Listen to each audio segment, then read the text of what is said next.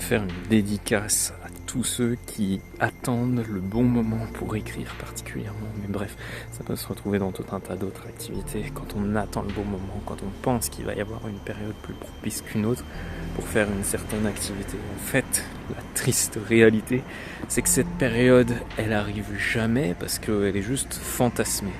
En fait, ce qu'il faut faire, c'est plutôt quand on se dit que c'est pas le bon moment, se demander pourquoi c'est le bon moment et y aller. Là, je sens que je suis exactement dans cet exemple-là, c'est-à-dire qu'il y a 2-3 événements comme ça en fin de journée qui m'ont agacé. Bon, je vais pas dire que c'est mon contrat de téléphone avec SFR, qu'ils ne veulent pas résilier alors qu'ils sont complètement en tort. Mais bref, tu vois le genre de truc, aussi micro que ça puisse paraître, au bout d'un moment, ça finit par créer de l'agacement. Et en fait, bien, plutôt que se dire c'est pas le moment parce que ça me préoccupe, je vais y arriver.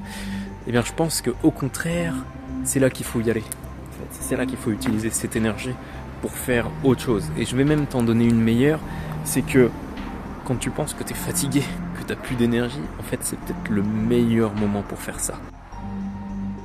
Une fois que tu as bouleversé en fait cette croyance qu'il fallait attendre le bon moment, tu rentres dans une autre dimension où déjà tu vas te redonner la capacité de créer, mais en plus, non seulement tu vas le faire, mais tu vas voir des occasions là où tu n'en avais pas vu.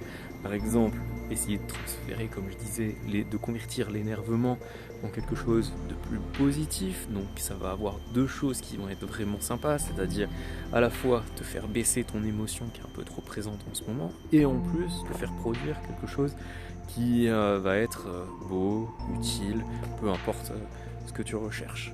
Donc, et t'en auras bien d'autres comme ça. En fait, quelles que soient les émotions qui te traverseront ou l'état particulier que tu auras, tu pourras expérimenter ce que ça donne à ce moment-là. Essaye d'aller, tu sais, racler un peu le stylo comme ça, tout au bout de la journée, pour juste voir ce qui se passe, voir ce que tu arrives à sortir à ce moment-là.